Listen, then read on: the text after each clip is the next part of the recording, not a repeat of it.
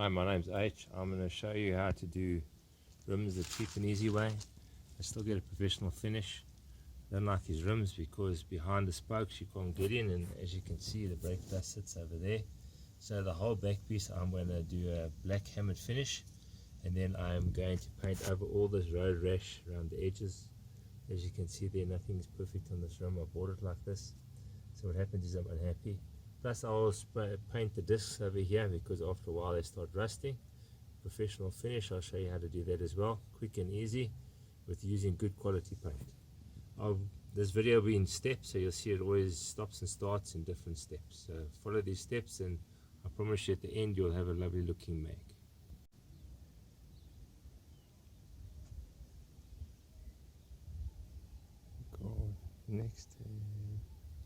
The next step I do is I take this, looks like that, look how lovely and dirty that is.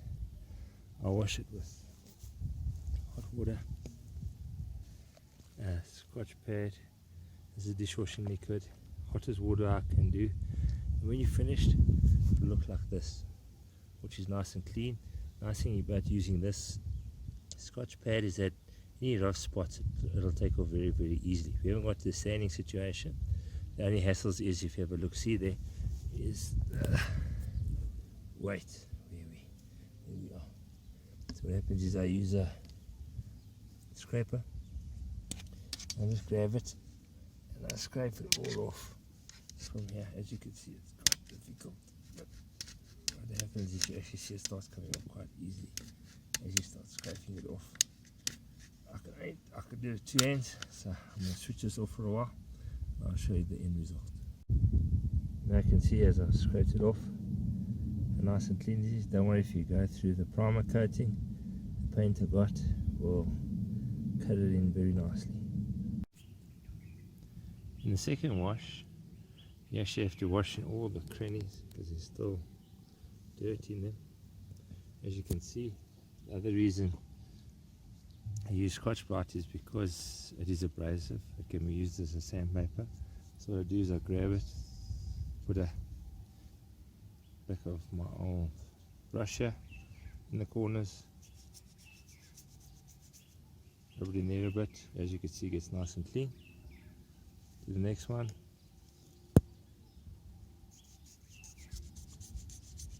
You go around the corner, do the edges, along and so on and so forth. And please always remember to do around where the nut goes, otherwise the paint is not going to stick onto the dirt. It can stick on any solid surface, but just not on the dirt. You go on to the next one, so on and so forth until you're finished. Alright, the next step, any dents, scratches and that, fill with the epoxy that you actually use to fix pools. The reason why I do that is because it's much harder than all the putties and things like that they use for panel beating. And plus, if you think of the rigors of pavements, using the machines to put tires on and off, I never think it will last. So anyway, let's go have a look in my workshop. Don't judge my workshop, I'm always busy doing different projects all the time. And as you can see, I'm full of all sorts of different things over here. But anyway, let's go look at the product. If you have a look here at the product, where's my bottle? Here it is over here. It actually tells you epoxy putty aqua 2 components, fixed leaks water. You can even put it underwater. You don't have to drain your pool. That's how good the stuff is. It comes rock hard. I mean rock hard, I promise you. The longer you leave it, the harder it gets, the more difficult it is to remove. Anyway, when you do it, how you do it is you cut yourself a slice, as you can see over there, just like you would. And then what happens is you take this, you knead it. In other words, you're going to mix it. Just take the wrapper off. Just take the wrapper off. Just do a one hand thing here. Take the wrapper off, knead it until it turns green. Let's go see over there what's going to happen. So anyway, let's go turn green. Let's go look at the mag over here. There are just 2 spots that I'd like to do. You run your fingers over this mag over here. You can actually see the spots I've done over there. A few spots over there, but I'd like to do this one over here and that one over there. The rest are just shallow scratches. That one looks bad, but only looks bad. Anyway, let's carry on kneading this thing. I'll be with you now. Well, I'm back, so it's dead easy to do. All you do is you go and you place that over there, push it down, wet your tip of your finger, push it down into place. I promise you, it's stuck there for life. I tried a piece on a smooth piece of fiberglass. It never came off. My son sailed for 2 years with that boat like it, with a screw stuck on the side, and nothing could remove it. Anyway, all you do is you get another ball, place it where you want it to be, smooth it nice and flat. Then to sand it, once it's nice and dry like it is over there, you're going to use a 120 emery cloth just to the surface, then use a 220 water paper. Either with water or without water doesn't make a difference to this, and you sand it nice and smooth. When it's nice and smooth, it's going to look something like this. Let me show you a mag wheel I've already done. As you can see, here's a mag wheel I've already done. It's a terrible scratch along the side, of course, by pavements. As you can see, it's scraped along the whole edge over there. Same piece over there of the mag wheel. You can see where it's green. Sand nice over there, nice and smooth. You'll see that when I paint this thing, I'm going to spray it silver again, that you won't notice any difference. So anyway, when I'm ready to paint, I'm just going to sand those nice and smooth. It doesn't look like I'm going to paint today because it looks like it's going to rain, and you never paint in the rain because there's too much moisture. So anyway, I'll see you all tomorrow. The final step. Using hammerite paint. You see, it actually says direct onto rust. I promise you it sticks to plastic. It's hammered black that I'm using. I've stuck it to anything. When this paint dries, it dries hard and it lasts forever. If you leave it dry for 2, 3, 4, 5 days, try sand it. You actually see how hard it actually gets. It's quite expensive, but I promise you it works very, very well. As you can see, I've got my gun ready. I'm going to pour the paint inside. I just put the ruler in there to guesstimate. I'm going to pour the paint up to about number 4. If I got enough paint, number 3 is fine. I put thinners in. I don't know how much I put in. I'm very much an amateur. All I know is this, is that it must run through the gun. It mustn't splatter. It mustn't show little feathers. It must just form one piece. So I'm going to pour it all the way up to where it says 3 there. I'll give it a stir. Yeah, put the lid on. Oops. There's the lid. Put the lid on. Evaporate. At the moment it's running about 26, 27 degrees Celsius. So it's actually nice and warm. Give it a good stir.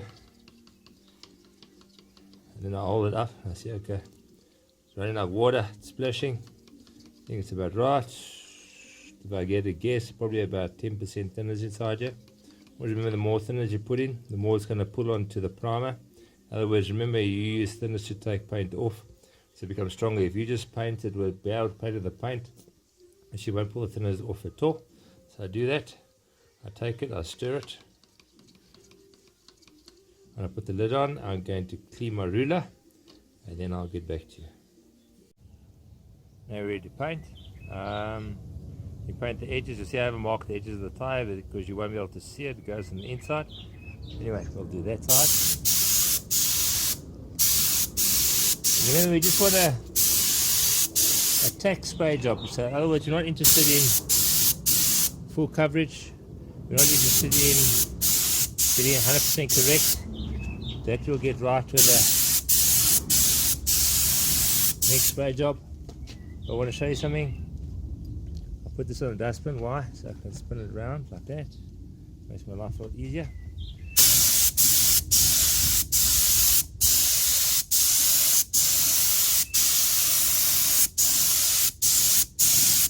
We always put 2 coats in. Don't worry about it. Missing spot. Black's the most difficult color to spray. You can't see how you're doing.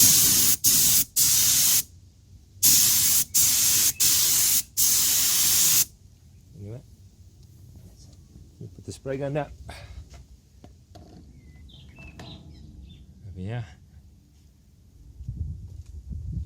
Turn this around. And over there. So easy to do it on the dustbin. Take the spray gun again. Oops. Damn it. Lost my pop.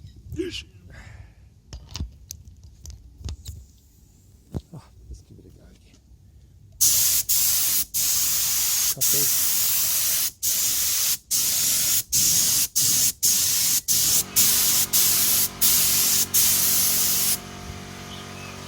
That's just a tack spray, and as you can see, the light and dark spots. I'm not painting the center section, as you won't be able to see it from the outside. Only painting where you'll be able to see.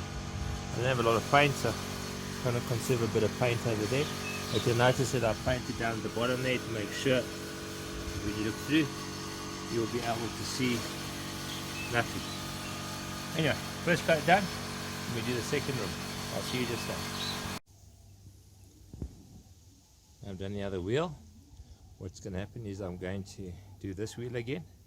The nice thing about the paint is that it actually fills in any holes or imperfections. Actually, the paint actually runs into it and fills it up, and you just see a perfect finish. Let me show you what I mean by that. You also notice I'm going slower now to make sure that I get proper coverage. And I'm working from the top going down.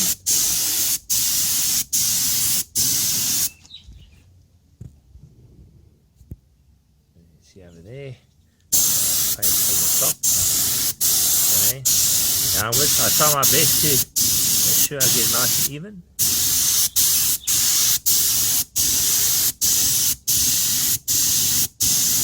So see, once this paint dries, comes a nice metallic color. Maybe that's why it's so expensive, but it only sticks there. Wow. Again.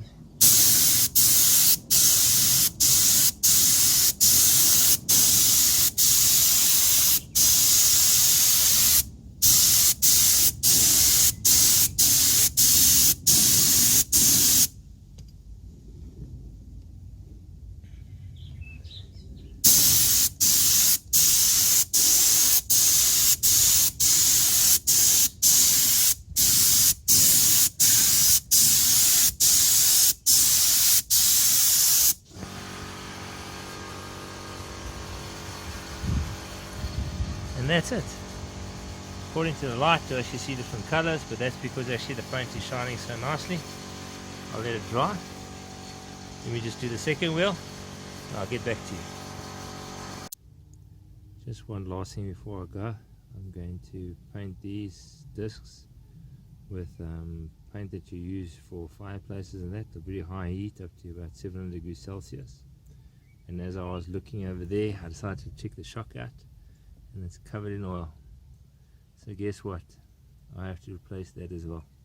So that'll be another video of how to take that shock out. Not too difficult. There's a bolt up there, and there's 3 up top here, and a bit of a spring compressor. We'll pull it out, replace the shocks, and put it back in no time. Anyway, that's a video for another day. That's coming soon. So before I put the mags back on, I'll have to do all that type of stuff. But it's not a problem. Anyway, have a good evening. I will see you again tomorrow. Nice and clean. As you can see, all the marks are there. Wait, start again. Tyron, I don't need you to... Start again. Cut! Okay. Alright. When doing a rim, make sure you mask up nicely. I bought nice white tape, so I could tape around the wheel, which is quite easily, around the valve. I tape it all on the inside because I want that nice and black. I just want to show you the spray gun, how little overspray there is and how nicely it sprays. Quite a very complicated wheel to spray, but if you count 5, because there's 5 in everything, you will probably get to most things. You can always inspect it afterwards, and you can touch up. So my little mold puts down the side here. You see the ants have been already. Get rid of them. So I always like starting with the center.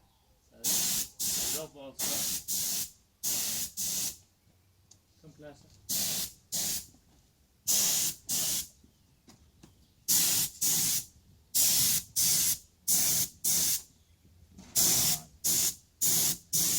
Then have an order. So the next thing I'm going to do is all the centerpieces over there.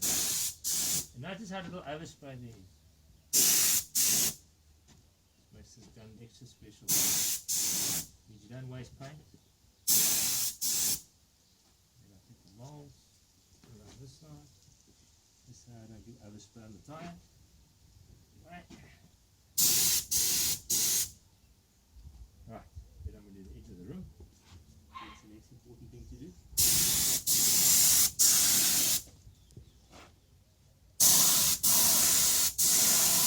Notice I've used the hammer finish, which makes it nice and rough. Because these are old rims, there's slight imperfections on them.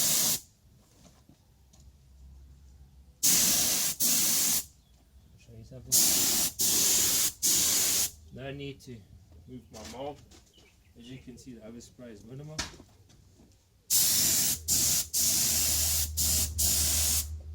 Always check to see how your masking tape is on the inside. As you can see, it always comes loose. So just check that it's nice and tight at all times. All the way around, nice and clear. Now, next thing to do, I'm going to be piece right there. Hit all that left-handed side.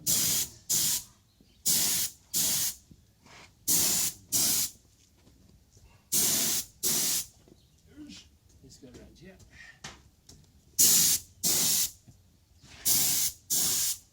Then we can go all. Make sure that's all. Yes. Right.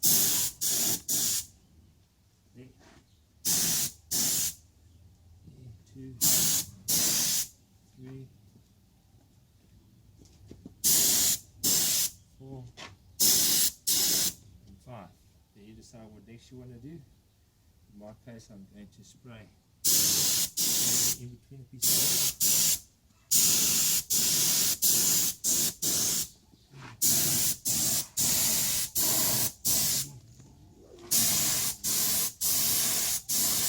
That's a low pressure, high volume spray gun.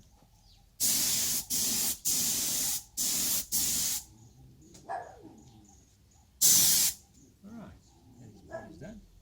Now we'll change tactics and do the finish.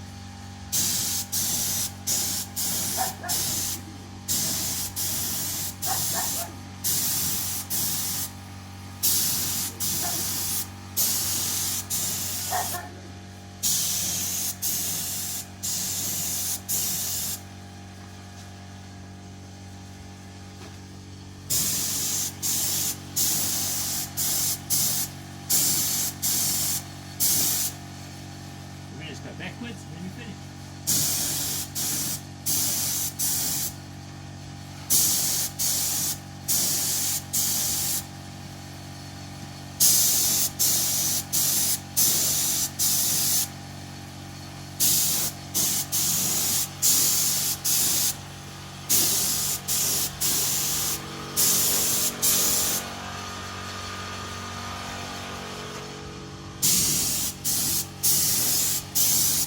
The last thing to do is just inspect to make sure that the oil spot.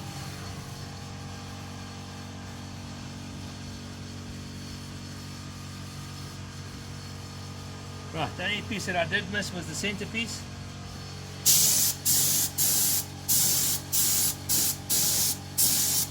There we go. That's how you spray a rim. Make sure you let it dry the way you've got it over here. Don't tilt it to the left or to the right, just keep it as it is. And that's it, you're finished.